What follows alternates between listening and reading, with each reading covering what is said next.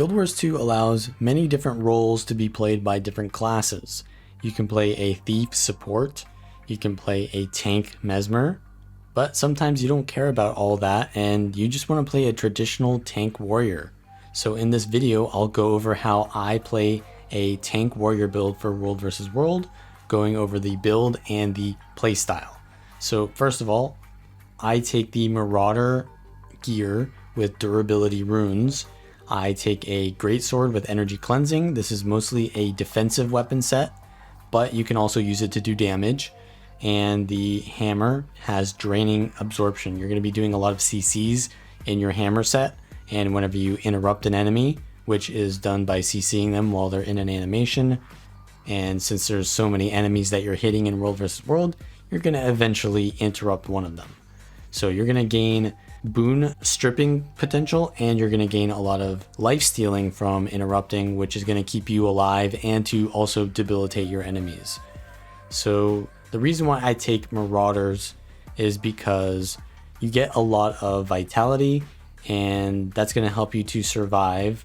But the reason you don't take toughness is because the damage reduction that you have in this build is already pretty much 100% during the windows of time where you have Endure Pain up, Defiant Stance up, or even the passive Endure Pains. So you don't really need more toughness because it's already getting reduced by 100%. So the Marauder set allows you to do a little bit more damage so that you can actually be a threat to the enemy, right? Because if you're getting up in their face and trying to command their attention, get them to attack you and tank them, they're just going to ignore you if you don't do any damage. And the Marauder set allows you to actually do a little bit of damage, but mostly you're going to be doing CCs. And even if you can't do that much damage comparatively to a DPS, you can potentially get them to focus you instead of your allies, or to just prevent them from being able to cast skills. The traits that I take are Discipline, Defense, and Spellbreaker. You want to take Warrior Sprint for the immobilize removal whenever you use a leap skill or a movement skill, because there's a lot of immobilize in World vs. World, and if you get locked down while you don't have your Endure Pain or Defiant Stances up, then you're going to be easily taken out, and obviously the point is to not die. Then you have Burst Mastery, which is going to reduce the amount of adrenaline you're using for your burst skills, so that you can essentially, the most important skills in this build are the burst skills. So adrenaline gain is really important, so Burst Mastery obviously.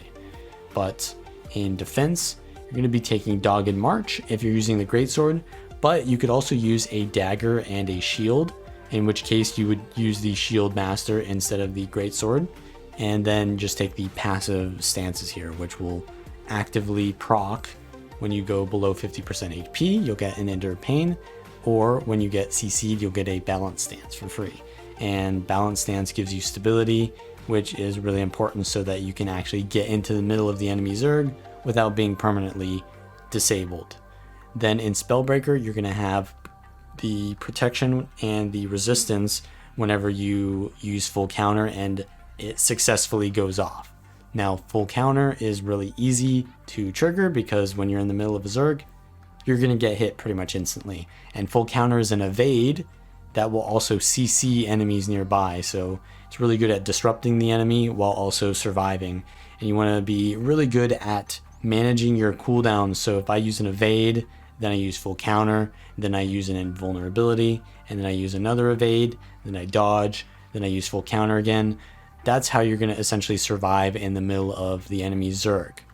Now also, you're going to have loss aversion, and because you remove boons whenever you disable an enemy, loss aversion gives you adrenaline whenever you disable an enemy, and that's going to help you to do really large combos where you use your Earthshaker and Hammer, then you use full counter, and then you use Earthshaker again because you've only got 2 bars of adrenaline, but since you're gaining so much adrenaline from CCing enemies, it allows you to do 2 bursts and then get that 3rd burst in after from the adrenaline you gain from the first 2 bursts. And that really allows you to wreak havoc in the enemy backline if they don't have stability. Now, if they do have stability, then you kind of rely on your Greatsword to do a little bit of damage with the F1 there, You can do the arcing slice into full counter into arcing slice. There's an issue with a tank build in World versus World because it's very selfish. So how do you actually tank? Because you can't force the enemy to attack you. Well, in a lot of cases, zergs are very disorganized and they'll just hit whatever is closest to them. And if you're the closest thing to them, then they'll attack you. And if you're in the middle of the enemy zerg and the closest ally you have is nowhere near you, they're going to attack you. And in a lot of cases, people don't see the situation and they'll try to focus on an easy kill here, and you're just surviving. And then by the time that your team arrives, they didn't really back off because they thought, oh, this is a free kill. And you can really set up a lot of engagements for your team if you play a tank warrior build very strategically. Now, obviously, you don't want everyone to be running a tank warrior build because they're selfish. And if you have like 3 tanks going in, then that's a little bit more than you need to gather the attention of the enemy. Generally, you want to play this as the commander so that you can go in and not have to worry about dying, so that you can focus on keeping your squad organized. But also, it's pretty good in disorganized play if you're not in a squad.